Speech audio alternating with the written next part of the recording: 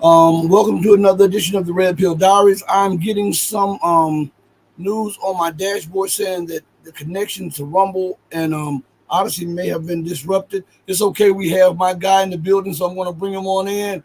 He doesn't need any introduction. This is one of the most busiest guys on the planet. How's it going, my friend? Hey, Rashid. Good to be with you. I didn't leave you hanging this time, brother. I just want to jump into this because I know your time is short on the show. What is going on? I just looked at, I just Googled Israeli economy. Yeah. And this is what comes up. From the Financial Times, it says, I'm not sure we've got a safety net. Israeli businesses buckle as war hits economy. And then they've been downgraded. The economy has been downgraded, and we're looking at how it's mirroring the same economic condition that America is. How can Israel and the United States think that they can continue to wage war or unlimited war, especially the United States? Yeah, the bill comes due at some point. You got to, if you've overmaxed your credit cards and you can't pay that, they'll cut your credit card up and you don't go buy anything anymore. That's where we're headed.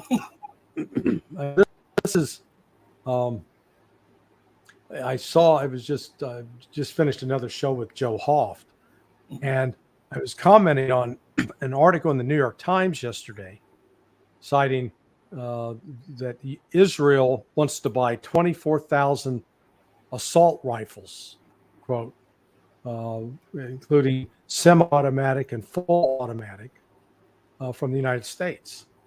Now, most people are going to go, oh, okay.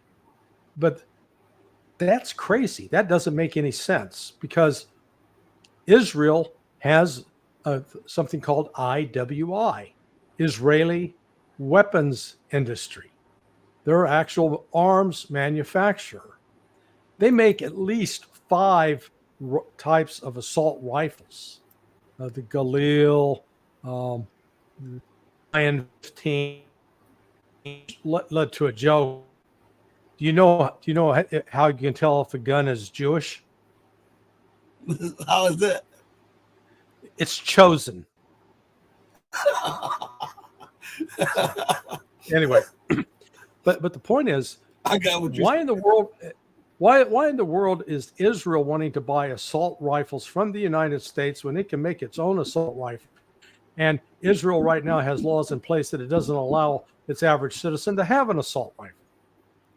Yeah, it's nuts. It just, the complete disconnect from reality. And I've got to figure out, I'm figuring that, and think about this absurdity. The Biden administration wants to get rid of assault rifles, assault weapons. They want to eliminate them, right? But we want to throw about $50 million at the arms manufacturers to make more assault rifles in the United States that we're then going to send overseas. Yeah, makes sense. Ridiculous. Well, what is going on right now? Because we hear a lot of threats being thrown around. We see that more deployments of U.S. Naval Power is on near Palestine, Israel, and Lebanon. Where are we at this moment in geopolitics? Well, if you're in Syria or you're in Iran, you have to go with the assumption that the United States is beefing up its military presence in order to attack those countries. I think what's really going on is that the United States doesn't have any other good options but to, in a way, take its shirt off and flex its muscles to say, hey, look how strong we are, without exposing the fact that the United States' operational capability to sustain a battle is very limited. We'd be like the muscle-bound guy that's got a heart condition that, he runs out of oxygen after 2 minutes of exercise. But it is, the problem with sending so much, the ships, aircraft carrier strike groups, and submarines, and then announcing it. That's what makes me think that this is more just political posturing. Because if you're really intent on attacking somebody, you don't advertise it. Mm-hmm. You know, you didn't see the Allies on June 4th in 1944 going, hey, Germany, we're getting ready. Our ships are going to launch tomorrow because we're going to invade you on Wednesday. You know, it was keep quiet, to decept. They're trying to use the deception. I don't see any of this as deception by the United States. I think it's just, you know, clumsy statesmanship that we were terrible at diplomacy. All we can do is threaten people or impose sanctions. Well, Larry, it may be just a bluff or a bluster from the empire, but you know, Bibi Netanyahu never misses the opportunity for war or to push war. Couldn't he use that to incite violence across the Middle East and West Asia? Because you know his eyes have always been on Iran. Couldn't he use that moment of American bluster and hubris to then force America into a precarious situation where she's being forced into a war with Syria and Iran? Yeah, well, I think actually the last thing Netanyahu wants to do right now is get embroiled in a two-front war. He is actually they're already there because Hezbollah has launched missiles both in kibbutzim, civilian settlements up on the northern border of Lebanon, as well as they've attacked Israeli military outposts and forced Israel to withdraw. The estimate I heard was about 1 million people had to withdraw from communities up there for fear that Hezbollah would come in. Israel has its hands full right now with just trying to deal with Gaza, and particularly on the ground. And this goes back to the economic situation point you made at the outset. A lot of the reservists that have been called up were people working in Israeli industries and businesses that are no longer there, and you don't have ready replacements lined up to take their positions. So that means from just a productivity standpoint, Israel's going to fall backwards. You are right about Netanyahu's aggressive posture. So with respect to Palestine, he's not taking his foot off the gas at all. And they're going to, I'm afraid that they're going to drive the vehicle, the Israeli vehicle, off the cliff. Sort of like Thelma and Louise and off into the Grand Canyon. It's a crash and it's going to end badly for them. And maybe we can come back to this, but for a second, let's go over to the Russian-Ukrainian conflict, because it seems like it's all but lost, and the United States is trying to hide the magnitude of the loss for NATO and the U.S. power projection. Why won't they level with the people? And continuing this influx of aid and weaponry is only damaging America's position globally. What is going on in the minds of these people who are running the nation? Yeah, I hear they're gonna put Zelensky's picture on the side of milk cartons now. Have you seen this man? Where is he? You know, they're missing in action. You know, people. I wrote a piece a couple of weeks ago where I used that song from the 1980s by this Scottish group called Simple Minds. Don't you forget about me. It was in that movie, The Breakfast Club. Yes. And, you know, man, that's Zelensky singing that every day when he gets up. Don't you forget about me. Yeah, well, we've forgotten about you, dude. And, you know, sort of out of sight, out of mind. The chaos that's starting to unfold in Ukraine is it's accelerating. And I seriously question whether Zelensky will still be in power by the end of December. You know, he may be gone within the next 2 months, and this war will be effectively over to the point that they'll put somebody in that will be able to negotiate with Russia and surrender Ukraine. Just yesterday, it looks like an aide to General Zaluzhny was blown up. It's unclear. You know, one story described that he got a birthday present. Someone sent him a hand grenade for a birthday present. word of warning, Rashid. If you got a friend that wants to send you a hand grenade for a birthday present, I'd get rid of that friend. That's not a friend worth having. But whenever he opened the package, apparently it blew up, which is reminiscent of what happened to this Russian journalist or Ukrainian journalist in Russia. He got blown up with someone gave him a statue and boom, it went off. So this sounds like this was something from the SBU, the intelligence service in Ukraine, that's been at odds with the Ukrainian armed forces. So now that you've got sort of the intelligence fighting the military, the possibility that there could be an actual military coup or an intelligence coup, one or the other. But in any event, they're going to get rid of Zelensky. Zelensky is now seen as a liability. So go ahead. I can see you're going to ask something. What you were saying, as you were saying it, I look to the side and I see that now Zelensky is so worried about his position that he is canceling elections now. Well, yeah, they'd canceled those a few months past. So he was actually talking about trying to do elections sometime in 2024. We haven't made that a condition of continued aid. If we said, hey, hold your elections by February, you're not getting any more money, he might do it.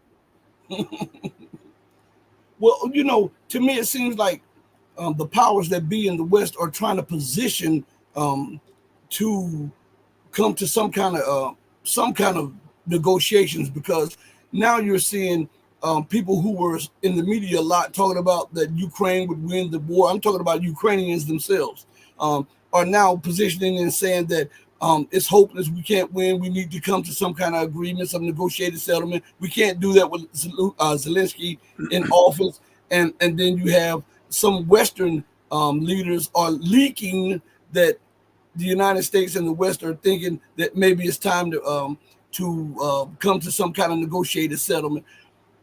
Is this a black eye to American imperialism?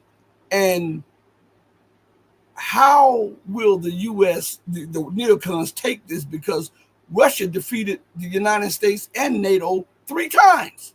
Yeah. No, this is clearly this is going. Let's say the shine is off the new car. It no longer has that new car smell.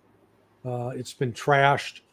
Somebody got sick in the back seat, and the odor is very unpleasant. A rat crawled under the front seat and died, and then the car's been sitting out there in the hot sun. So, all these terrible metaphors. At the outset of this, there was the belief that the United States was a military colossus, that Russia was a midget, militarily, economically. It could not stand up to the United States, that it had to submit or die. And what we discovered over the course since the launch of that special military operation in February of 2022, Israel is a bigger country industrially than the United States. I mean, not Israel, Russia. Now, Russia is a bigger country. Russia maintains the ability to produce everything it needs from the weapons side of the house that the United States can't match, and that Russia has now effectively disconnected itself from the Western economy. Russia does not need uranium from the United States. The United States needs uranium from Russia. We have to buy it from there. We need it. So there are a lot of things Russia produces that the United States needs. There's nothing that the United States produces that Russia needs. Nothing. So in this fight, it was a proxy war for the United States. The United States has been exposed as the weakling. You can't name one weapon system that has been provided to Ukraine that they've used against Russia, where the world is watching the performance of that weapon system going, oh my God, that's amazing. I got to get me one of those. No, just the opposite. That show that that HIMARS, that doesn't actually work so well. Or the Patriot missile battery. Yeah. So if I could get a Patriot, or I can get a Russian S-400 or S-300. Well, I've seen the Russian system shoot down all these incoming missiles. I'll go with the Russian system. So this has been almost like an advertisement for the defense industry in Russia and a consumer alert for the defense industry in the United States. Don't buy their stuff. It's crap. Doesn't work, doesn't last, and it's expensive as can be. So the war in Ukraine really has exposed the United States as that man behind the curtain, just like in The Wizard of Oz. You know, pay no attention to that man behind the curtain. Pull it back. Little old guy back there pulling the levers and everything. That's the United States. That's what we've become. We've lived off of this reputation established in the aftermath of World War II, and we're now no longer what we were. You know, we like to pretend that we're this, you know, big strapping, 6'8" muscular guy. Sort of like, you know, I don't know if you remember the football player Buck Buchanan back when I was a boy growing up. Buck Buchanan, Kansas City Chiefs, big, massive man. Well, see Buck Buchanan now, you're an old man. You know, he can't play football like he did 50 years ago, 55 years ago. It's a different world for him. And the United States has become that. We're like the old Buck Buchanan. You know, we're creaky. Our joints don't work as well. We've hollowed out a lot of our industrial base. We can't even keep pace with manufacturing artillery shells. So how in the world are we going to fund Israel and Ukraine? It ain't going to happen. Israel's at the front of the line. Israel's mama's favorite child. Israel gets to eat first. Ukraine's got to wait in line. Left over and may get to eat. It sucks to be the second kid, you know. That's an apt saying right there. And you know, continuing on this line of thinking, Israel gets to eat before Americans get to eat with Americans' tax dollars. Yeah. And this is why I asked you the question before about the thing of those people in power in DC, because the Middle East. Oh, here we are. Something's messing up. They're deploying to the Middle East, and they're announcing this now. Why are they doing this? Because it seems to me that there's no rational, no sound judgment, because I believe that the people are so used to the United States projecting power, being able to do what it wants, say what it wants, get its way, and is no longer able to do that. I think that they are throwing a hissy fit, and this may lead to unintended consequences. Oh yeah. Well, you know, let's use the metaphor of a guy that's been sitting in a bar for 50 years, and this guy has always started the bar fight. You know, we started the bar fight in Vietnam. You know, we started a bar fight in Central America. We started a bar fight in Panama. We started a bar fight in Grenada. Started a bar fight in Iraq, not once but twice. We started a bar fight in Afghanistan. Started a bar fight in Libya. We're always fighting, throwing punches, and there comes a time when, number one, you're punched out. You no longer have the power to throw a punch. Right. Number two, you've pissed off enough people that they're lined up. They can't wait to punch you back. And I think that's the situation we're in right now, that we've felt that we could use our military force to intimidate and bring about change. But where's the last place that it actually worked? Afghanistan certainly didn't turn out well. Iraq, same. Syria, same. In fact, what happened in Syria is the Russians had to intervene to defeat the Islamic rebels that we were backing, that we were arming. And then we claimed that we're there to fight ISIS, when what we're really doing is we're protecting some oil fields for Conoco. So the the the, the perversity of U.S. foreign policy, which has been used basically as a platform for politicians to enrich themselves, to make money overseas. I mean, that's what Biden was doing with China. Lined up, um, got his nose fully in the trough, and just China's started throwing money at him, and then it's just the United States, the inconsistency in our policies over the years. The world doesn't look at us as some sort of moral beacon of clarity. We're like one of these desperate junkies that's going to do anything just to get a fix. Now, the economic conditions are not great for America, and Right. the debt will come due. And this is what it's hard for me to understand the thinking in Washington, D.C. Why would you alienate the very nations you need to buy your debt? Why would you put bases and try to destabilize the very nations that produce things that you need, and they're allowing you to buy them with your worthless currency? Isn't that insanity to do things like that? Yeah. I mean, it'd be one thing if we didn't rely upon China for the rare earth minerals needed to make all of these electric vehicles that they want to have running all over the place. And then, on top of it, the pharmaceutical industry is heavily invested in China. Yeah. And a significant number of those come out that the United States imports come from China. And so what do we do? China's our enemy. So that makes sense. The person that you need something from, call them names, threaten them. That'll make them more likely to want to be your friend. It's an insane concept of diplomacy.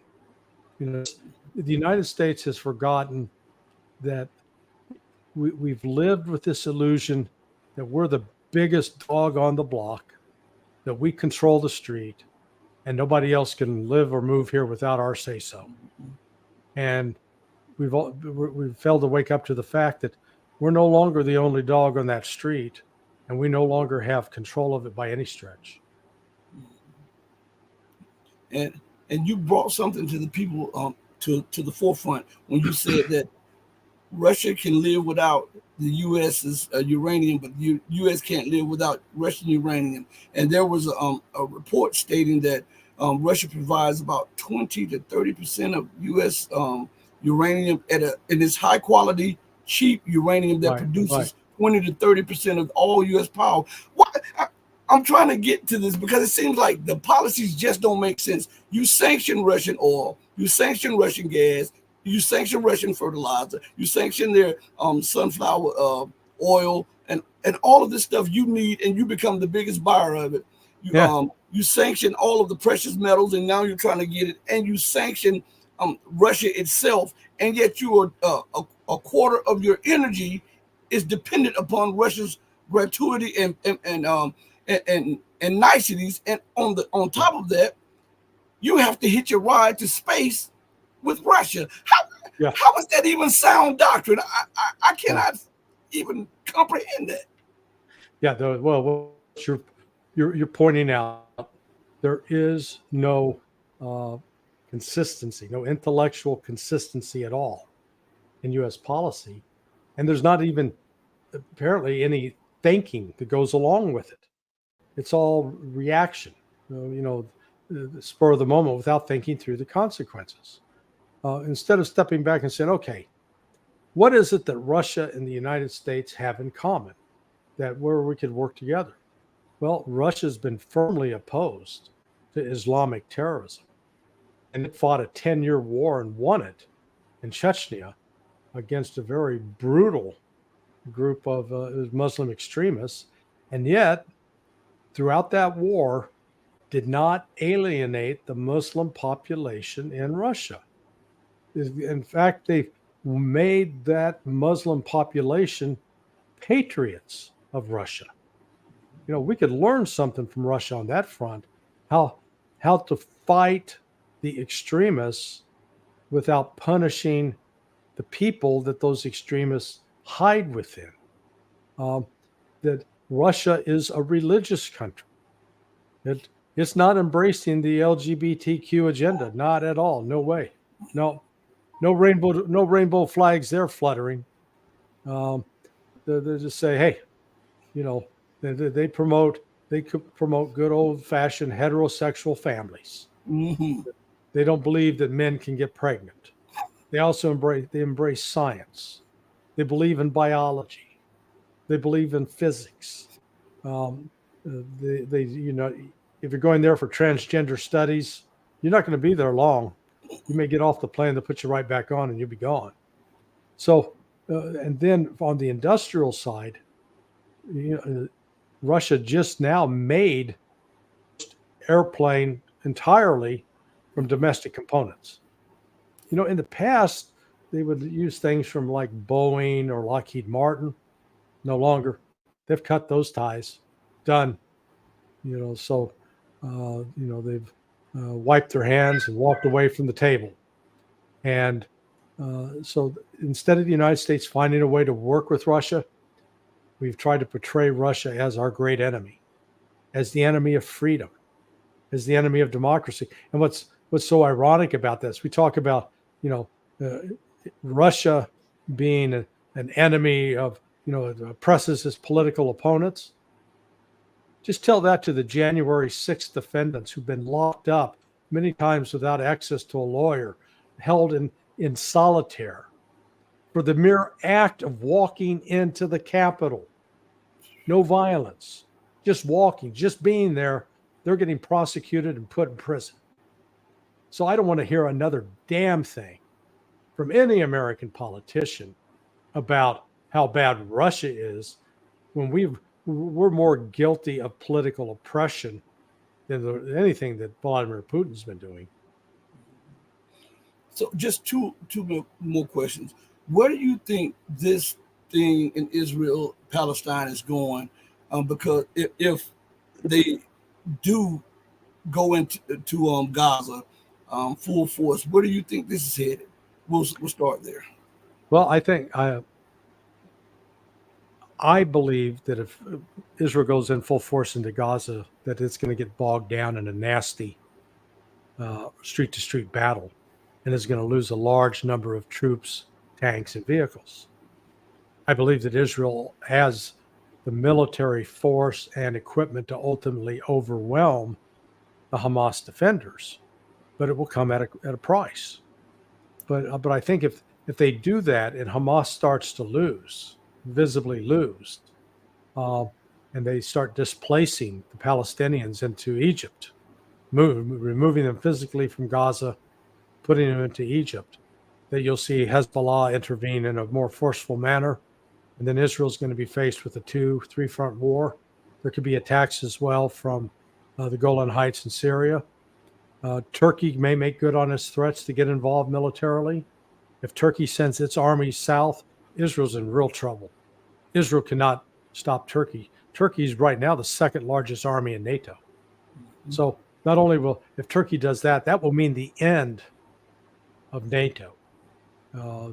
So that's one of the things that's at stake here. And the second question is, on October 7th, there were a lot of misreporting about who shot these people and who killed these people, and a lot of civilian deaths. Why didn't the Western media cover the same, have the same type of coverage and compassion when Israel told convoys to leave Gaza, and upon their leaving, it purposely bombed those convoys and said it didn't know about it, and bombed dozens of hospitals and a Red Cross headquarters? No, it's Israel has set the narrative, and Israel has control of the narrative inside the United States. What has changed within the United States is an increase in the size of the Muslim population has made it it's more difficult for the Israeli narrative to go unchallenged. There are challenges being raised to it. The storyline that Israel put out is false, that the Hamas came across the border with nothing else intent but raping and pillaging, that they were like a Viking horde landing on the shores of England and going into the villages and killing the children and raping the women and then carrying them off just for the heck of it. No, what Hamas carried out of a fairly sophisticated military operation. The operational plan, now we can see, was to attack U.S. Israeli military installations, destroy those, take Israeli soldiers prisoner if possible, and then to also grab civilian hostages, like at the various kibbutzim throughout, just outside the Gaza Strip. Israel was caught with its pants down. It did not expect this. It did not anticipate it. Whatever warnings it had in advance, it ignored. And by ignoring those warnings, they didn't think it would happen. When it happened, they were shocked, they were embarrassed, they were angry, and so they immediately retaliated. And a lot of the Israeli civilians that were killed in the kibbutzim were killed by Israeli defense forces who were firing upon the positions where those civilians were being held by Hamas fighters. And we know that both from eyewitness testimony from Israelis who were interviewed by Haaretz, the newspaper in Israel, as well as by just the physical evidence. You can see the buildings here, piles, large concrete walls had come down. Well, Hamas didn't have any kind of weapon system with it that day that would create that kind of damage. That damage was caused by Apache helicopters firing missiles and by tanks and by some artillery. So even that the kids at the rave, that desert dance party, and many as they were fleeing in their cars, those cars were strafed and bombed, not by Hamas fighters on the ground, but by Israeli aircraft. And the Israelis were trying to destroy, they couldn't tell if it was friend or foe, so they didn't care. So it was thoughtless. So yeah, that's that storyline has not emerged. And Israel has continued to try to sell, we're the victims here. Their problem is with social media being what it is today, with TikTok, with Instagram, with Telegram, YouTube, Twitter, not so much. They're fairly controlled. Twitter's gotten better. But the images and pictures, unrelenting images of these dead children, dead women, mangled bodies of civilians. They're not, when they're pulling babies out of the rubble, they're not pulling some Hamas guy with a rifle or an RPG in his hands out. You're not seeing that. And so Hamas is being very effective in putting out that propaganda around the world. And when I call it propaganda, I'm not suggesting that it's false, but it's just, it's information is presented with a particular point of view in order to persuade people to adopt that point of view. And from that standpoint, it's very effective propaganda. And it has rallied the Arab and Muslim world in a way I've never seen. They could say that one of the accomplishments of Bibi Netanyahu is he's brought a unity to the Shia and Sunni that nobody else had ever achieved. Maybe they'll give him the Nobel Peace Prize for that. Clarity. That's what I love about having you on the show. Man, thank you for giving us your time. And I know you're busy and I know you have to go somewhere. I've been trying to watch the clock because I can pick your brain all day long, but I know that you have other things you have to do, and we'll do this again soon. Thank you so much, Larry. Hey, Rashid. Thank you, my brother. We'll talk to you later. All right. Be blessed. Everybody, we had Larry on the show today, and we want to thank him for coming on the platform. Now, for us to continue to keep these top-notch guests coming on the show, we need your support. Like, comment, subscribe, become a channel member, go to Patreon, subscribe to all of our other platforms. We were trying, you can super chat, super thanks. Let me see this banner right here. Let me put this banner up here for about 15 seconds. Cash App, PayPal, I'll let it roll once or twice more, and then I'll take it down. We're going to have more guests. I'm working on some stuff behind the scenes. We're going to have more guests on the show. So you guys got to give me a chance to work behind the scene, okay? I will be having some channel member stuff coming up soon, some exclusive stuff to Rumble, also some exclusive stuff to Patreon. So please subscribe. Also, we'll be back. We're going to try to be back here today, between 6 or 7 Central Time, 6 or 7 p.m. Central Time, because we know that you wanted a longer show, but he allotted us this time. This man is super busy. He allotted us this time so that we could have him on and we could pose the questions. And I saw the chat. I want to say to the chat before we get off there, I saw the chat. I didn't come in on the chat purposely because I wanted to get some of the previous questions that were asked to someone with inside information so that you could put some of your questions to bed. And that's why I did that, okay? I was not ignoring you or whatever. You see, I made some comments just to let you know that I was seeing what was going on in the chat. On that note, thank you all for joining us on the most powerful platform for truth, bar none, anywhere across the web. This is your platform for empowerment, the Red Pill Diaries. I'm your host, Rashid. Know that I love you if you love truth, but know that the true and living God will always love you better. Until we next speak again, stay strong, stay true, but above all things, stay righteous. Hey, mama, guess what? Your baby boy loves you more than life. Deuces, everybody. I'm out of here. Thank you so much for joining me.